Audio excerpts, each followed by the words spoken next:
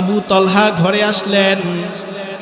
আবু তলহার স্ত্রী সন্তানটারে একটা চাদর দিয়ে ঢাকনা দিয়ে রাখছে, স্বামীর সাথে সুন্দরভাবে ব্যবহার করতেছে।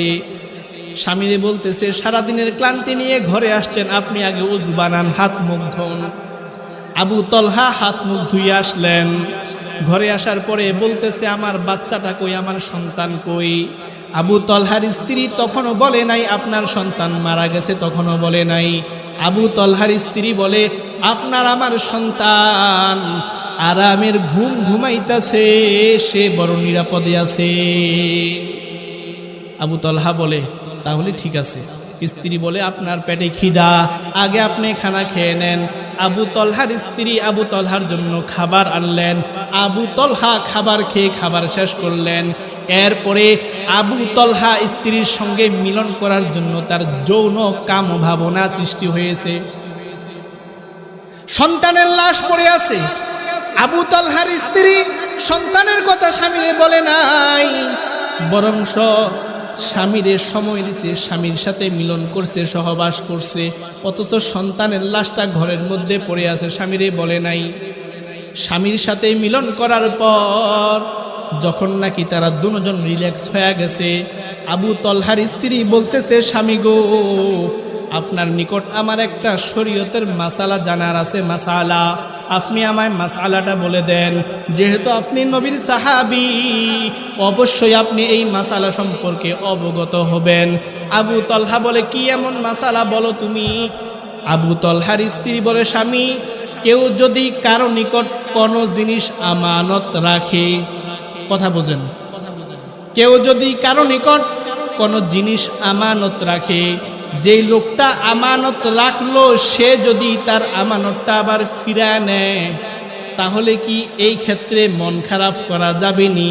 আবু তলহা বলে, না না, আমানত রাখছে, সে তার আমানত নিয়ে গেছে, তাহলে এখানে মন খারাপের কি আছে, রাগারাগির কি আছে?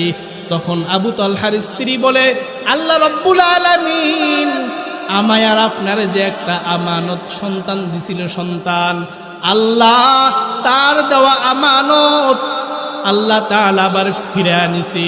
আমাদের সন্তানটা দুনিয়ায় আর বেঁচে নাই, আমাদের সন্তানটা মারা গেছে, আল্লাহ তার আমানত আবার ফিরে নিয়ে গেছে। এখন কি আপনি মন খারাপ করবেননি? এখন কি আপনি রাগারাগি করবেননি? আবু তলহা স্ত্রীর মুখে এই কথা শুনে আশ্চর্য হয়ে গেছেন। হাইরে, আমার কেমন বিবি, আমার সন্তানের মৃত্যুর সংবাদ আমায় শোনায় নাই, ঘরে আসলাম তারপরেও শোনাই নাই, আমি হাত মুখ ধুইতে গেলাম তখনও শোনাই নাই, আমি খানা খাইলাম তখনও শোনাই নাই, স্ত্রীর সাথে মিলন করলাম তখনও আমায় শোনাই নাই। আবু তলহা অবাক হয়ে খুশিতে নবীর দরবারে দৌড়। আল্লাহর নবী আবু তলহা যাওয়া মাত্র বলতেছে, রে তলহা, তুমি কি বলার জন্য অধীর আগ্রহ নিয়ে আসছ? আবু তলহা নবীর নিকট ঘটনাটা বললেন, নবী, আমার স্ত্রী এমন এমন আমার সাথে করেছে, সন্তানের মৃত্যু হয়েছে, আমায় জানাই নাই, যেন আমি অস্থিরতা না হয়ে যাই।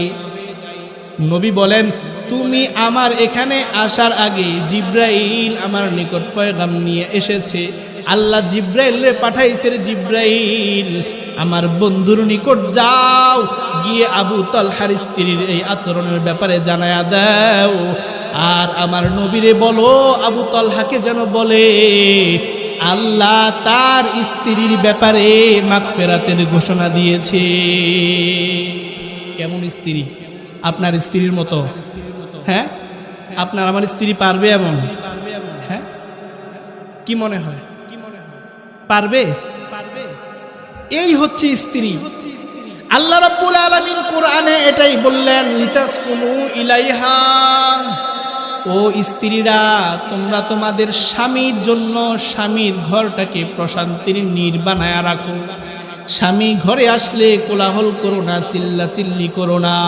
স্বামী ঘরে আসলে স্বামীর সাথে সুন্দর আচরণ করো, যেন সে বিশ্রাম নিতে পারে, যেন সে ঘরে এসে প্রশান্তি পায়। দুঃখজনক হলেও সত্য, আমরা বাঙালি মুসলমানরা এই শান্তি পাই না, ঠিক না? নাকি বে ঠিক?